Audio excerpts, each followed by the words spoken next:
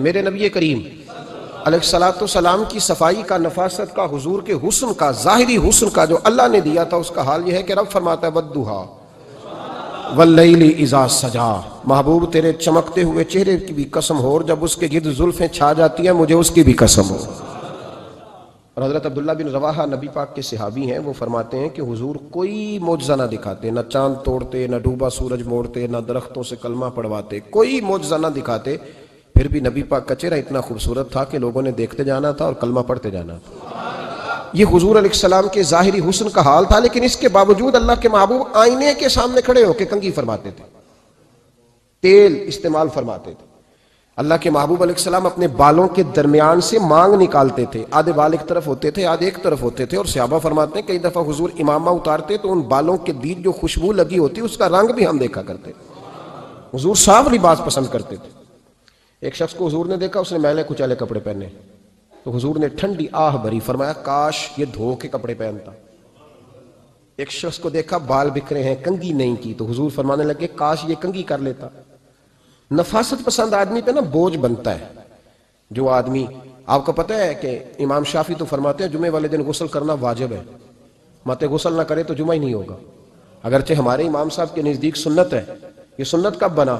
ایک دن نہ بہت سارے لوگ اپنے اپنے کام سے اٹھے مسجد میں آ گئے، مسجد نبوی میں۔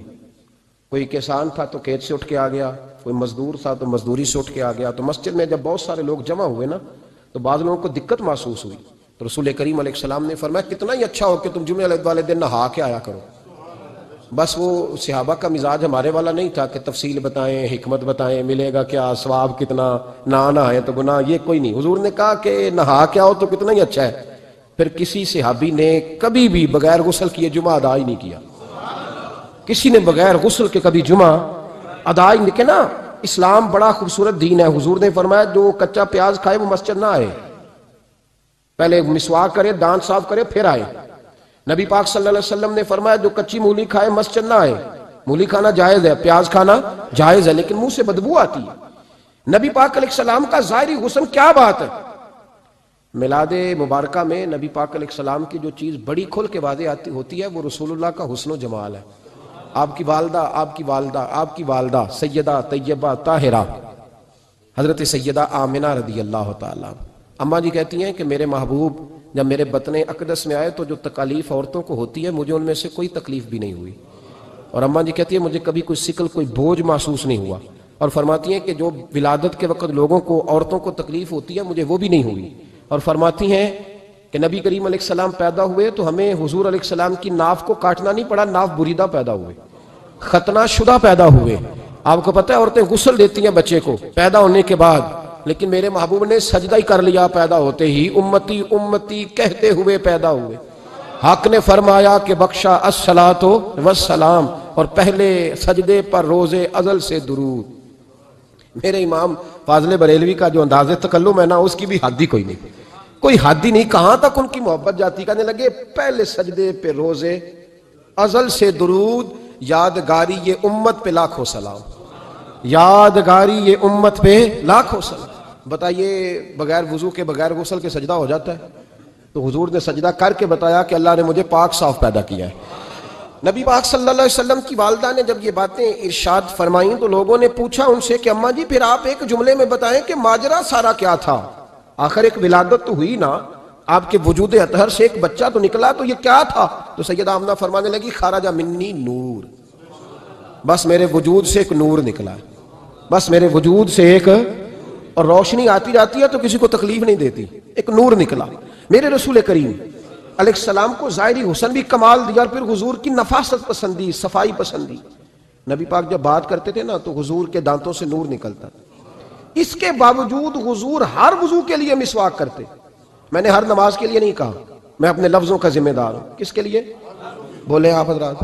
ہر وضو کے لیے، یعنی اگر نبی پاک نے وضو نماز کے لیے کیا تب بھی مسواک کی، اور اگر قرآن شریف کی تلاوت کے لیے کیا تو پھر بھی مسواک کی، کسی اور موقع کے لیے وضو فرمایا تو پھر بھی مسواک کی۔ اور سیدہ عائشہ فرماتی ہے جب بھی حضور گھر سے نکلنے لگتے پہلے مسواک فرماتے۔ حالانکہ رسول پاک کے دندان اقدس تو نور والے تھے، ضرورت ہی نہیں تھی۔ ہماری تعلیم کے لیے نفاست پسندی۔ ایک بات میں نے شروع کرنی ہے پر آپ نے ناراض نہیں ہونا، پہلے وعدہ کر لیں۔ جڑے نہیں بولے انہوں نے کی ارادہ ہے؟ ہو جانا ہے؟ چلو ہو جائے، کوئی گل نہیں، خیر ہے، ہو جائیں آپ ناراض۔ نبی پاک نے بڑی مونچھیں نہیں پسند کی، حضور کو اچھی نہیں لگتی تھی۔ ایک بات پوچھتا ہوں آپ سے، یہ درد دل ہے میرا اور صرف سمجھانے کے لیے عرض کر رہا ہوں، کوئی تنقید نہیں، اللہ تعالیٰ مجھے نیت کا وضو عطا کرے۔ ایک بات بتانا، اگر بہو کھانا پکا کے لائے اور سالن سے بال نکل آئے تو پھر اس کا کیا حال ہوتا ہے؟ کئی تو بوڑھے پلیٹ اٹھا کے دیوار میں مارتے ہیں، ایسا ہی ہوتا ہے نا، یہ کیا ہے؟ اور اگر کبھی روٹی سے نکل آئے تو بیوی صاحبہ کا کیا حال ہوتا ہے؟ یہ کوئی طریقہ ہے کھانا پکانے کا؟ اور اللہ تعالیٰ معاف کرے، اگر کبھی ہوٹل میں چلے جائیں امیر لوگ 15,000 کا ڈنر کرنے، تو وہاں کسی سالن کی پلیٹ سے بال نکل آئے تو پھر تو پیسے کیا دینے ہیں، پھر تو ان کو اور جرمانہ ہو جاتا ہے۔ یہ تو سارے بال نکل آئے تو مشکل، اور ویسے بھی جو نفاست ہے نا طبیعت کی، اس پر بوجھ بنتا ہے، بال کھانے میں ہو آٹے میں ہو تو بوجھ بنتا ہے۔ تو بڑی مونچھوں والا دوست بھائی بزرگ جب پانی پیے گا تو بال پانی میں جائیں گے کہ نہیں جائیں گے؟ حکیم اور ڈاکٹر کہتے ہیں کہ کینسر کے مرض کا خطرہ ہے۔ اب باقی بھی راضی نہ ہو، حضور نے بڑی مونچھیں بھی پسند نہیں کی اور چھوٹی داڑھی بھی پسند نہیں کی۔ حضور نے فرمایا داڑیاں بڑھاؤ، مونچھوں کو پست کرو، مشرکین کی مخالفت کرو۔ اور ایک مقام پہ رسول پاک علیہ السلام نے یہاں تک فرمایا کہ جو مونچھیں پست نہیں کرتا وہ ہم میں سے ہے ہی نہیں۔ نے سخت لفظ، ایک صحابی تھے، آپ یقین کریں نا، کئی دفعہ دوستوں کو کہنا پڑتا ہے، اور کئی دفعہ نا مجھے محسوس ہوتا ہے کہ یار ہم روز ہی کہتے ہیں، لیکن کہتے پتہ کیوں ہے کہ بوجھ بنتا ہے وہ بندہ جو اس طرح کی تباہ کے ساتھ آتا ہے، جو حضور نے پسند نہیں کیا۔ ایک شخص نبی پاک کے سامنے آیا، قاضی عبدالدائم دائم صاحب نے لکھا ہے، بڑی خوبصورت بات لکھی ہے، کہنے لگے حضور کے سامنے وہ اکثر آیا کرتا تھا تو مونچھیں بڑی تھیں، حالانکہ داڑھی بھی بڑی تھی، مونچھیں بھی بڑی تھی۔ 2-4 دفعہ حضور نے باتوں میں تحت اللفظ سمجھایا، کچھ بندے نہیں سمجھتے، تحت اللفظ سمجھاؤ یا بڑا کھول کے سمجھاؤ پر بات سمجھنے کو تیار نہیں ہوتے۔ پتہ نہیں کیا ایسا حسن ہے بھئی، جو حسن نبی پاک نے پسند نہیں کیا وہ کبھی حسن ہو سکتا ہے، کبھی خوبصورتی ہو سکتی ہے، وہ کسی کا ذاتی کلچر تو ہو سکتا ہے پر دین کی تہذیب نہیں۔ نبی کریم علیہ السلام نے کئی دفعہ سمجھایا تو ان کی سمجھ میں بات نہ آئی۔ ایک دن وہ بیٹھے ہوئے تو حضور نے ایک صحابی سے فرمایا کینچی لاؤ، کہنے لگے میں سمجھ گیا کہ میرے ساتھ کچھ ہونے لگا ہے۔ ساتھ ہی حضور نے فرمایا ایک مسواک بھی لانا، کہنے لگے میں نے کہا بچت ہو گئی، میرے تو دانت صاف ہے۔ تو یہ شاید اس کی بات ہونے لگی ہے جس کے دانت بھی ٹھیک نہیں۔ دونوں چیزیں جب آ گئی نا تو حضور اٹھے اور نبی پاک نے مسواک ان کے ہونٹوں پہ رکھی، اسی سے آبی ہونٹوں کے اوپر مسواک رکھ کے تو اوپر سے حضور نے مونچھیں کاٹ لی۔ فرمایا یہ نہ ایسا کرو، یہ چیز مجھے پسند نہیں ہے۔ حضور نے نفاست پسندی کو، اب تو اللہ تعالیٰ خیر کرے ملانگا آ گئے مارکیٹ میں، ملانگ درویشی فقیری، ان کے پاس رش بھی زیادہ ہے، ان کے درباروں پہ بھی رش زیادہ ہے۔ ہاں جی، کہتے ہیں حضرت صاحب درویش آدمی ہے، بھئی روٹی تو پورے ٹائم پہ کھاتا ہے، مونچھیں کٹوانے میں ہی درویش ہو گیا، نہ بال کٹواتا ہے نہ مونچھیں کٹواتا ہے۔ یہ گرو نانک کی تعلیمات ہیں، یہ نبی پاک کی تعلیم نہیں۔ وجود کا کوئی بال نہ کٹوانا یہ سکھوں کا طریقہ ہے، مسلمانوں کا یہ انداز، یہ کدھر کی فقیری ہے؟ دین کوئی غلاظتوں والا ہے معاذ اللہ، کہ بابا کپڑے نہیں بدلتا، بابا غسل نہیں کرتا، بابا بال نہیں کٹواتا، بابا ہے پاگل ہے؟ قطعی طور پر کوئی فقیری نہیں، فقیری صرف وہ ہے جو میرے نبی نے کیا ہے صلی اللہ تعالی۔ اس منبر پر بیٹھنا فقیری ہے چونکہ حضور ہر جمعے بیٹھا کرتے تھے، مصلی پہ نماز پڑھانا فقیری ہے چونکہ حضور ہر جمعے ہر 5 نمازوں کی حضور امامت فرماتے تھے۔ دین کی تبلیغ کرنا فقیری ہے جو میرے نبی پاک کیا کرتے، خلاف پیغمبر کسے راہ گزیر، وہ فقیری نہیں، وہ تماش بھی نہیں ہے، لوٹنے کا طریقہ ہے، اس کے علاوہ کوئی سٹائل نہیں۔ فقیری صرف وہ ہے جو رستہ میرے رسول پاک نے ہمیں عطا فرمایا، اس سے ہٹ کر کوئی فقر نہیں۔ میری بات کی سمجھ آ گئی آپ حضرات کو؟ نبی پاک علیہ السلام صاف لباس، اچھے کپڑے، اجلا انداز۔ اچھا، جو بات جہاں میں لے کے جانا چاہ رہا ہوں اس کو سمجھیں۔ ایک آدمی ظاہری طور پر بڑا خوبصورت ہو پر کپڑے میلے کچیلے پہنے، وہ بھی بندہ اچھا نہیں لگتا۔ ظاہری بھی حسن ہو، کپڑے بھی اس کے صاف ہوں، لیکن بولے سخت، باتیں ترش کرے، تلخ جملے بولے تو اس کی بھی ساری پرسنالٹی ڈیمیج ہو جاتی، ختم۔ بڑا اچھا آدمی تھا، بڑا نورانی چہرہ تھا، بڑی خوبصورتی تھی، بڑا صاف ستھرا تھا، بڑا پاکیزہ تھا، کپڑے بھی بڑے خوشبو والے پہنے ہوئے تھے، بڑے صاف ستھرے لباس میں ملبوس تھا، لیکن جب اس نے بات شروع کی اور بزرگ تھا، سفید داڑھی تھی، معاذ اللہ تعالیٰ کسی بچے کو گالی دے دی، اچھا لگتا ہے؟ مجھے بتائیں اس کے پاس بیٹھنے کو دل چاہتا ہے؟ اس کی ساری پرسنالٹی جو ہوتی ہے وہ خراب ہو جاتی ہے، شخصیت کا جو ایک بھرم ہوتا ہے وہ ٹوٹ جاتا ہے۔ ایک روایت میری نظر سے گزری اور کیا ہی انداز ہے، امام زرقانی نے لکھی۔ ایک صحابی ہیں حضرت ابو قرصافہ رضی اللہ تعالیٰ عنہ، حضرت ابو قرصافہ رضی اللہ تعالیٰ عنہ فرماتے ہیں میں چھوٹا تھا، میری اماں اور میری خالہ مجھے ساتھ لے گئیں، میں نے کہا کہاں جانا ہے؟ کہنے لگے آؤ نبی پاک کا کلمہ پڑھنے جانا ہے۔ پڑھیے درود شریف صلی اللہ ہو، سارے پڑھیے پھر پڑھیے ایک دفعہ صلی اللہ تعالی علیہ. حضور کا ذکر ہو تو فوراً درود پڑھنا چاہیے. نبی کریم علیہ السلام کی بارگاہ میں نا میری خالہ اور میری اماں دونوں مجھے ساتھ لے گئیں کلمہ پڑھنے. کہتے ہیں جب ہم حضور کی بارگاہ میں پہنچے, کلمہ پڑھا, واپس آئے تو میری اماں اور میری خالہ آپس میں بات کرنے لگی. میری خالہ کہنے لگی تو نے دیکھا ہے ان کا بولنا کتنا مزیدار تھا. میری خالہ کہنے لگی تو نے تو وہ دیکھا ہے لیکن وہ جو غلام آیا تھا اس کے ساتھ ان کا رویہ کتنا پیارا تھا. تو نے دیکھا جب وہ کھانا کھا رہے تھے تو پہلا خیال انہوں نے ہمارا کیا.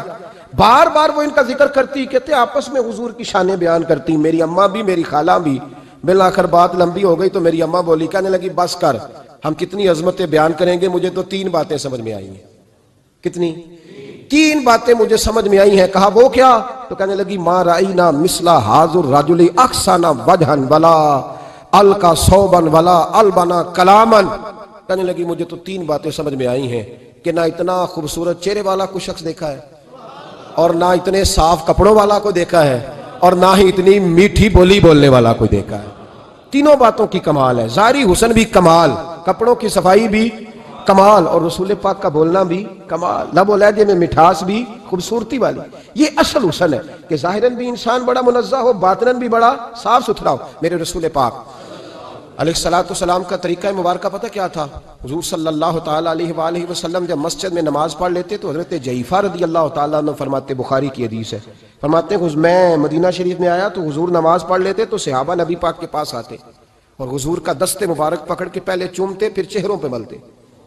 پہلے چومتے پھر چہروں پر. نبی پاک کے صحابہ حضور کے قدم بھی چوما کرتے, قدموں میں جھکا کرتے تھے. یہ تو بھائی اس وقت پتہ چلتا ہے جب کسی سے پیار ہو جاتا ہے, جب کسی بندے سے. میں اکثر مثال دیا کرتا ہوں اکثر کہ کسی کا بچہ پیشاب کرے تو کہہ آتی ہے, الٹی آتی ہے, لیکن اپنا بچہ بالوں میں بھی کر دیتا ہے, پھر کوئی کہہ نہیں آتی چونکہ اپنا ہے نا, پیار ہو گیا نا. اب وہ کیفیت جب کسی سے محبت ہو جاتی ہے نا تو کچھ چیزیں صرف سمجھنے کی نہیں, کچھ چیزیں ایسی ہوتی ہیں جو محسوس کرنے والی ہوتی. اس نے کہا تھا عشق ایک ڈھونگ ہے, میں نے کہا تجھے عشق ہو خدا کرے, پھر کوئی تجھے اس سے جدا کرے, تو اسے تسبیحوں پہ پڑھا کرے, تو اسی کا نام جپا کرے, تو گلی گلی پھرا کرے, پھر میں کہوں کہ عشق ایک ڈھونگ ہے اور تو نہیں کہا کرے. پھر میں کہوں کہ عشق ایک ڈھونگ ہے اور تو. اس نے کہا تھا عشق ایک ڈھونگ ہے, تو میں نے کہا تجھے عشق ہو خدا کرے. بھائی یاد رکھو جب انسان کو محبت ہوتی ہے تو پھر اس کے انداز بدل جاتے ہیں, اس کے طور طریقے تبدیل ہو جاتے ہیں. وہ میں اکثر ایک بات کہا کرتا ہوں, میں کہتا ہوں بچہ باہر سے برگر کھا کے آ جاتا ہے رات کو, اماں کہتی بیٹے روٹی کھا لو, کہنا تو گوبھی پکائی میں نہیں کھانی, حالانکہ برگر کھا آیا ہے, دور سے کھا آیا ہے. تو اماں اس کو کہتی ہے پھر میں سویاں نہ بنا دوں تھوڑی سی اپنے بیٹے کو, فٹافٹ چاول نہ تجھے ابال دوں, ساتھ میں باریک دال بنا دیتی. کہتا نہیں میری مرضی کا پکاتے ہی نہیں, میں نے نہیں کھانا. ایسے اب ابا جو ہے نا, ابا وہ اماں کو سمجھا رہا, کہتا چھڈ پر بھوک لگے گی تو آپ ہی کھا لے گا, تھوڑا ایڈی ٹینشن ہے, ایویں پیتے نو ستاندا ہے. اماں کیا کہتی ہے؟ کہتی نہیں مجھے نیند نہیں آ رہی, کھائے گا تو سکون آئے گا. اب اس کو آپ لاکھوں دلیلیں دیں کہ سیانا بیانا ہے, بچہ نہیں ہے, 22 سال کا ہے, 24 سال کا, چھوڑ تو کیا کر رہی ہے. لیکن اماں کو کوئی سمجھا سکتا؟ کیوں نہیں سمجھا سکتا کہ اسے اپنے بیٹے سے پیار بڑھا ہے.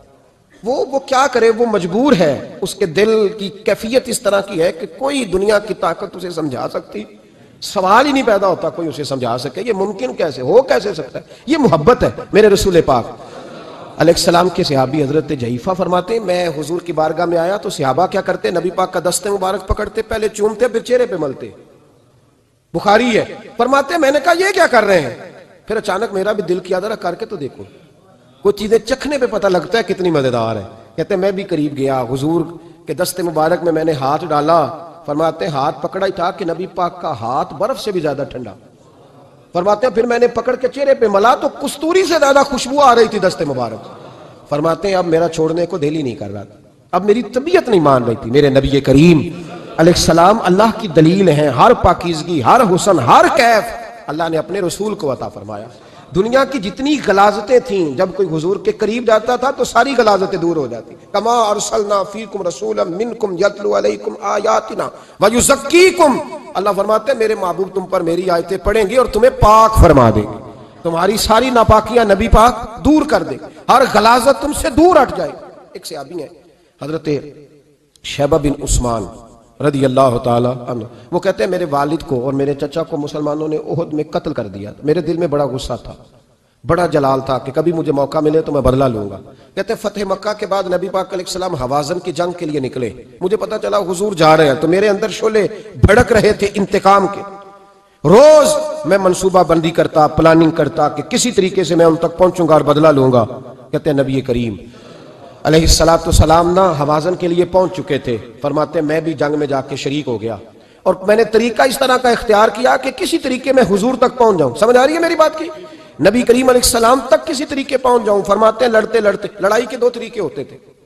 کبھی تو ایسے ہوتا تھا کہ ایک دو آدمی مل کے آپس میں لڑتے تھے، پھر گمسان کا رن پڑتا تھا، گھمبیر ہو جاتی تھی جنگ، سمجھ نہیں آتی تھی تیر کہاں سے آیا، نیزہ کہاں سے آیا. فرماتے جب گمسان کا رن پڑا نا، مجھے موقع مل گیا، میں حضور کے قریب پہنچ گیا. حضرت شہبہ بن عثمان رضی اللہ تعالیٰ عنہ کہتے جب میں پہنچ گیا تو میں نے نا دیکھا کہ اب حضور کے قریب لوگ نہیں ہیں.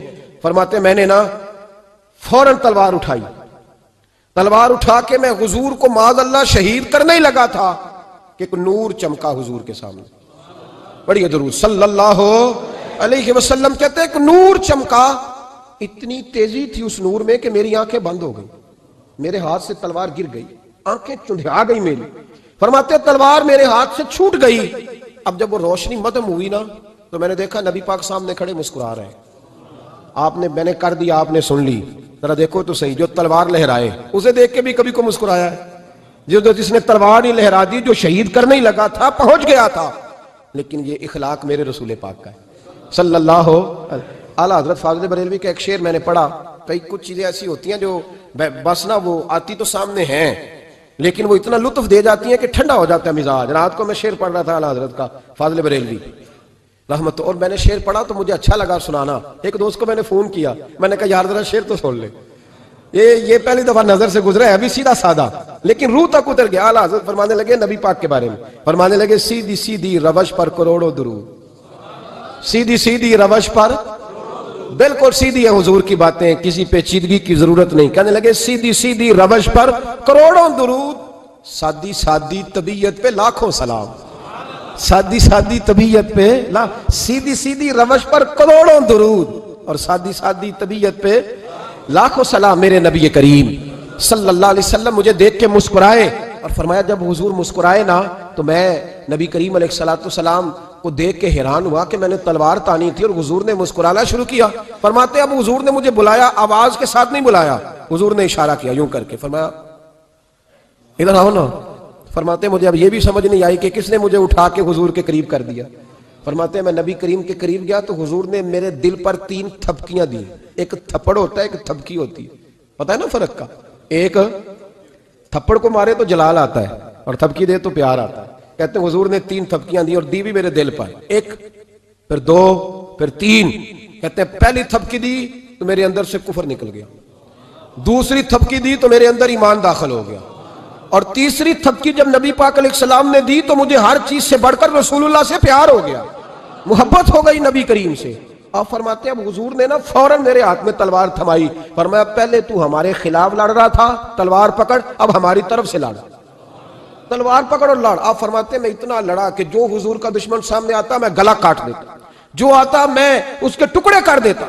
فرماتے ہیں پہلے میں باپ کا بدلہ لینے آیا تھا اور اب میرا یہ حال ہے کہ اگر میرا باپ بھی سامنے آئے گا تو میں اس کا بھی گلا کاٹ دوں گا، لیکن حضور کے قریب کسی کو جانے نہیں دوں گا. حضرت شہبہ بن عثمان کہتے ہیں جنگ ختم ہو گئی، حضور خیمے میں گئے، میں بھی گیا. اب نبی پاک لوگوں سے باتیں کر رہے ہیں، حضور لوگوں سے باتیں کر رہے ہیں. میں ایک کونے میں بیٹھا سوچ رہا ہوں کہ میں تو بدلہ لینے آیا تھا، یہ میرے ساتھ ہوا کیا؟ حضور لوگوں سے باتیں کرتے جا رہے ہیں، میں سوچتا جا رہا ہوں کہ میں تو انتقام لینے آیا، یہ کیا معاملہ ہوا؟ کہتے ہیں محبوب نے اچانک میری طرف نظر اٹھائی اور فرمانے لگے شہبہ ایک ارادہ تو نے کیا تھا جو غلط تھا اور ایک ارادہ میرے رب نے کیا ہے اور تیرے اوپر فضل فرما دیا ہے. فرماتے حضور نے اب مجھ سے فرمایا کوئی خواہش ہو تو بتاؤ، مانگ لو کچھ مانگنا ہے تو. میں نے عرض کی یا رسول اللہ میری بخشش کی دعا کر دیں، بڑا میرا خوفناک ماضی ہے، میں اسلام کا بڑا دشمن رہا ہوں، حضور دعا کر دیں، یاد ماضی عذاب ہے یا رب، چھین لے مجھ سے حافظہ میرا. یا رسول اللہ بڑے گناہ ہیں میرے، دعا کر دیں. کہتے میں نے دعا کے لیے کہا اور حضور پھر دوسرے لوگوں سے باتیں کرنے لگے، کبھی اس سے کبھی اس سے کبھی اس سے. میں سوچنے لگا کہ میری بات کا کوئی جواب ہی نہیں آیا. جب تو 3 بار میں نے سوچا تو میرے کریم نے پھر توجہ میری جانب کی اور فرمایا تو نے بخشش کی دعا کا کہا تھا، میں نے سن لیا ہے، رب کریم نے تیری بخشش فرما دی ہے.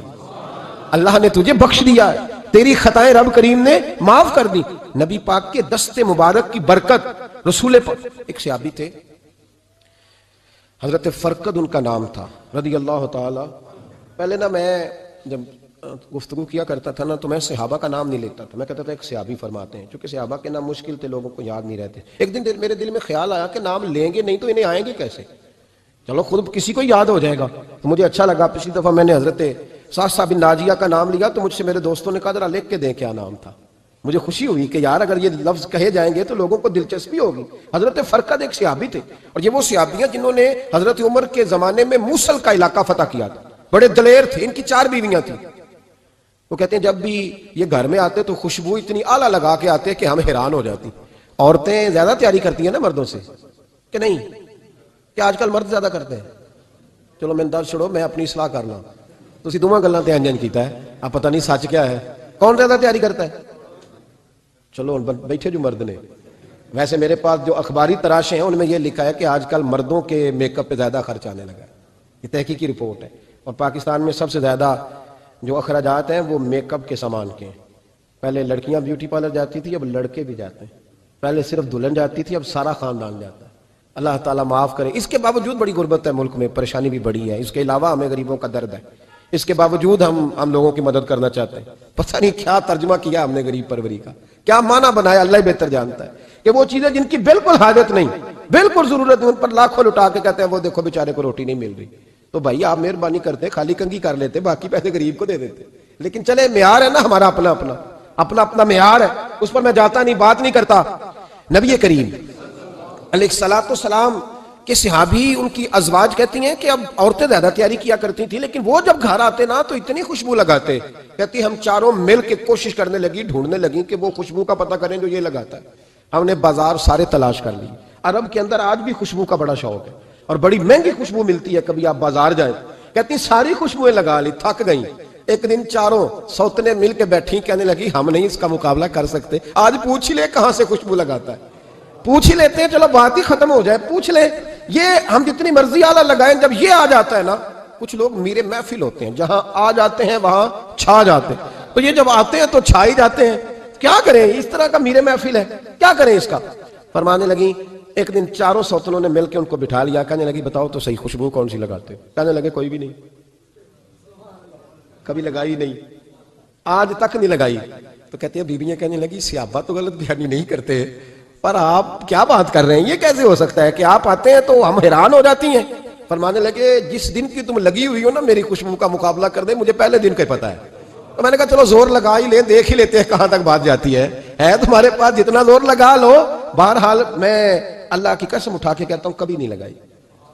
تو بیویاں کہنے لگی پھر بتا تو صحیح، تو ایک دلیر آدمی ہے، اور جو دلیر لوگ ہوتے ہیں وہ خوشبوؤں کے اور کپڑوں کے اور ان چیزوں میں زیادہ وقت نہیں لگاتے، ان کے تو مشن اور طرح کے ہوتے ہیں۔ آپ تو مجاہد قسم کے آدمی ہیں پر ہر وقت خوشبو آتی ہے۔ تو حضرت فرقد رو پڑے، کہنے لگے بیمار ہو گیا تھا، لاچار ہو گیا، حکیموں طبیبوں نے انکار کر دیا، وجود پر میرے آبلے نکل آئے، پھنسیاں بن گئی، ان میں پیپ بھر گئی، بیٹھ نہیں سکتا تھا، اٹھ نہیں سکتا، جب تھک گیا نا تو دروازہ رسول پہ چلا گیا۔ جب تھک گیا طبیبوں کا تھکایا ستایا حضور کی بارگاہ میں، کہا محبوبہ دیکھے تو صحیح میرا کیا حال ہے۔ حضور ذرا دیکھ کے چل نہیں سکتا، سو نہیں سکتا، بیٹھ نہیں سکتا، تیرے علاوہ غم کسے بتاؤں؟ کہتے ہیں حضور نے فرمایا 70 ڈھانپ لے، باقی سارے کپڑے اتار دے۔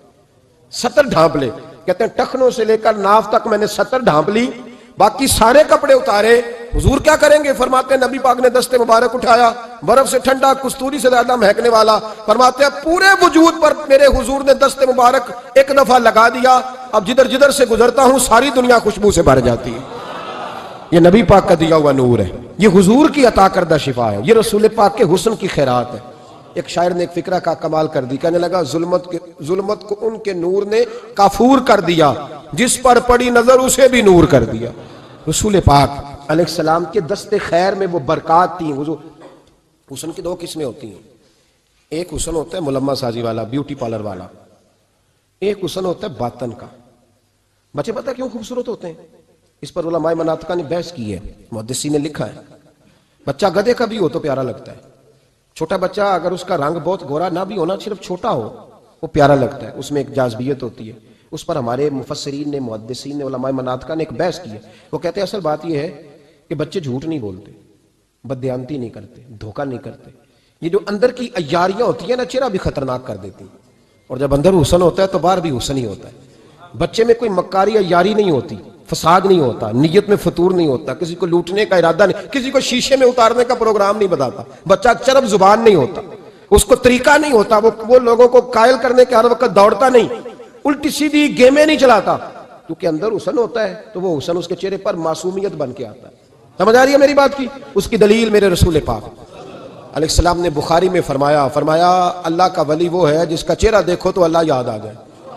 اب یہاں یہ نہیں فرمایا گورا چٹا ہو، خوبصورت ہو، بس اس کے چہرے میں معصومیت ہوتی ہے، وہ سچا ہوتا ہے، وہ کھرا ہوتا ہے، اس کا حسن چہرے پہ آتا ہے. میرے رسول کریم علیہ السلام کا جو حسن تھا نا، وہ اندر کی صداقت کی روشنی تھی، وہ اندر کے کیف کا نور تھا جو حضور کے چہرے پر عیاں ہوتا تھا.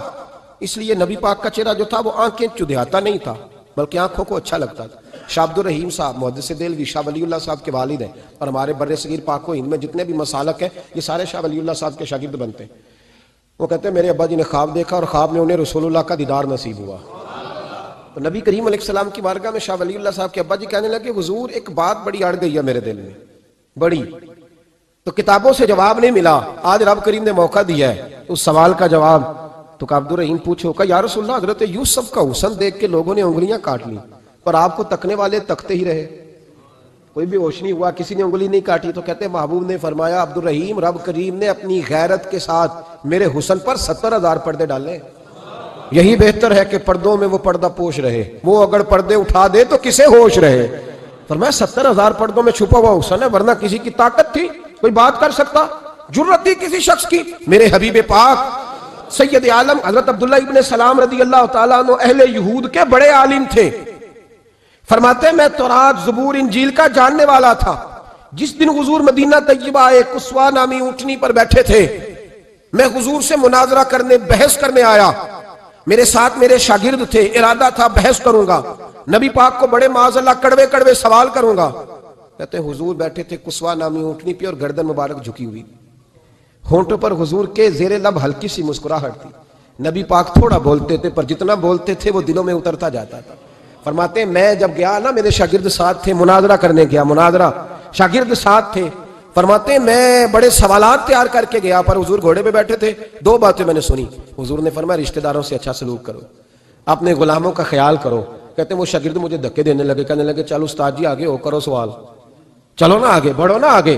یہ کئی دفعہ نعرے لگانے والے بھی مروا دیتے ہیں نا، چلو نا چلو آگے، چلو بڑھو آگے، کرو بات، آؤ نا.